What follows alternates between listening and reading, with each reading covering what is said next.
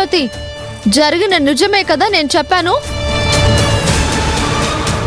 న్యాయంగానే నేను రాజీవ్ని పెళ్లి చేసుకున్నాను తప్ప నేనేమి నీ భర్తని మోసం చేసి తనుకుని పోలేదు కదా.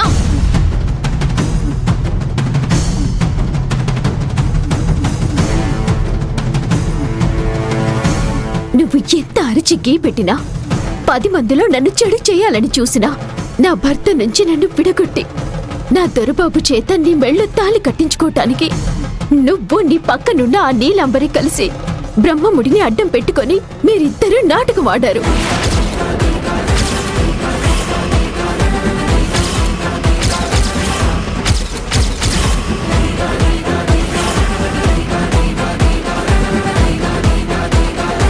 ఆ విషయం సాక్ష్యాలతో సహా నిరూపిస్తానని 10 రోజులు గడువు తీసుకున్నావు కదా.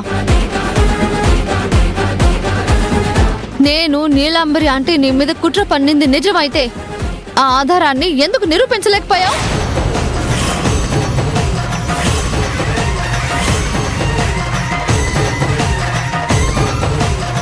పది రోజుల్లో సాక్ష్యం తెస్తానని చెప్పాను, నిజమే. కానీ ఆ సాక్ష్యాన్ని దొంగలెత్తుకెళ్ళిపోయారు.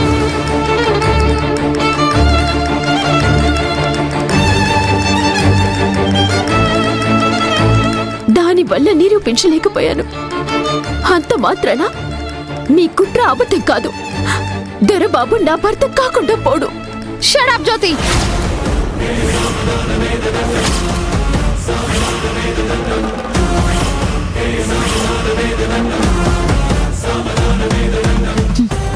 నీ చేతకానితనాన్ని, నువ్వు చెప్పిన అబద్ధాన్ని బాగానే సమర్థించుకుంటున్నావు. అంత నీ ఇష్టమేనా?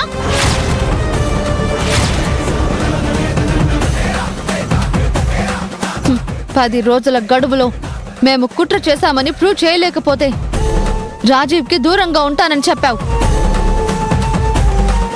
ఇప్పుడేమో తను నా భర్త కాకుండా పోతాడా అని మాట మారుస్తున్నావు.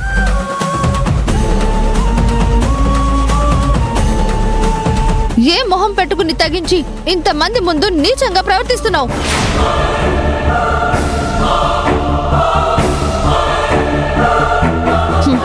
అంతేలే, నీ స్థాయికి అవసరాన్ని బట్టి రంగులు మార్చే బుద్ధులు తప్ప మీకు ఇంకేం వస్తాయి? శ్రావ్య,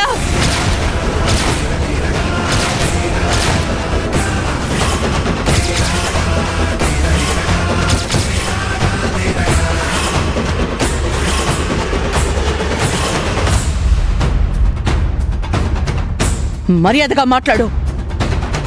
నోరుంది కదా అని జనం ముందు జ్యోతిని దోషిని చెయ్యాలని చూస్తే నేను ఊరుకోను.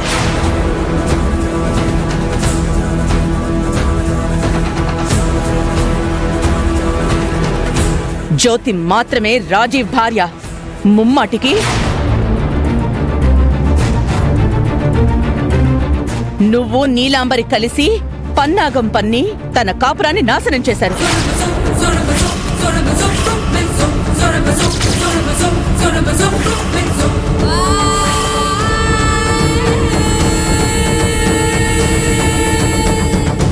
భార్యాభర్తలని విడదీసిన పాపాన్ని కూడా ఒడిగట్టారు. సోదమ్మా, అది సోదమ్మ కాదు, జ్యోతి కోసం రూపం మార్చుకున్న శారద.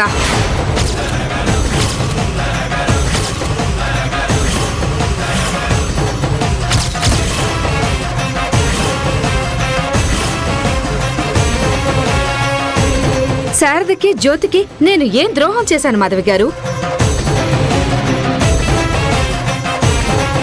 అసలు వాళ్ళతో నాకేం సంబంధం? ఆ మనుషులతో నాకేంటి పరిచయం?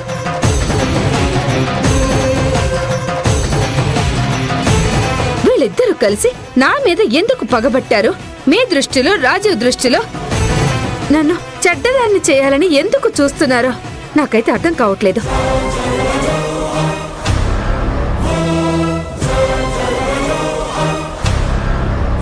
మీ కుటుంబం నుంచి నన్ను దూరం చేయడానికి శారదేమో సోదమ్మ వేషం వేసింది.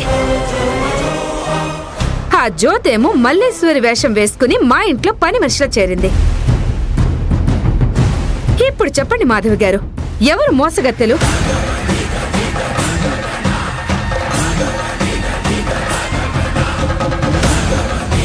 అక్క, స్వప్నగా పరిచయం చేసుకొని నన్ను మోసం చేసిన సంగతి మర్చిపోయావా?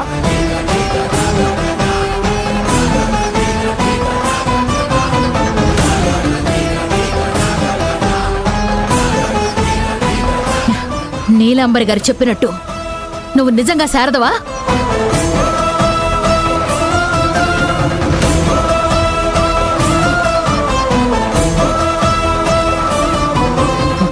అవును,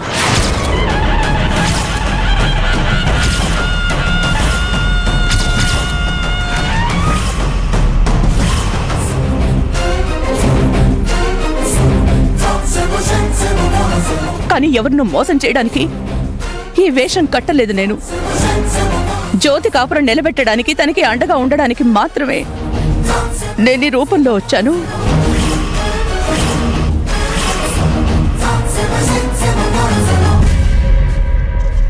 సిగ్గులేదా మాట చెప్పడానికి?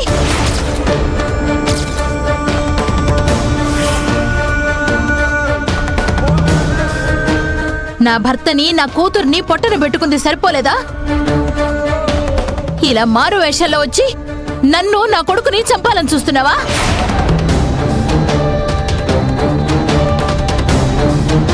అత్తయ్య, వాళ్ళు చేసిన మోసం మీకు అంతవరకే తెలుసు. వీళ్ళిద్దరూ కలిసి ఇదే ఫామ్ హౌస్ లో చేసిన దారుణం ఇంకొకటి ఉంది తెలుసా?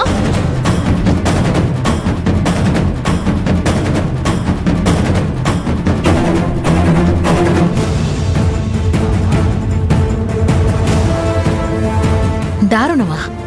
ఏంటది? ఈ జ్యోతి తను ఛాలెంజ్ చేసినట్టు మమ్మల్ని దోషుల్ని చేసే ఆధారం లేకపోవడంతో నన్ను అడ్డు తొలగించాలని ఈ శారదతో కలిసి ప్లాన్ చేసింది. ఆ ప్లాన్ లో భాగంగానే ఇద్దరు కలిసి నాకు మత్తు మందిచ్చి నా మీద హత్య ప్రయత్నం చేశారు.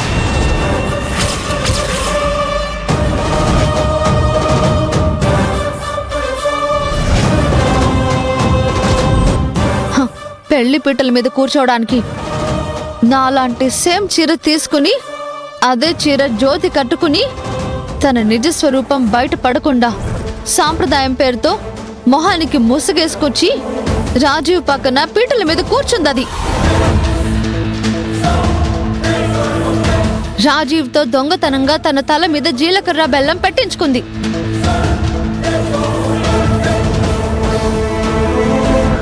తన మెడలో మళ్ళీ 3 ముళ్ళు వేయించుకోవాలని చూసిందది.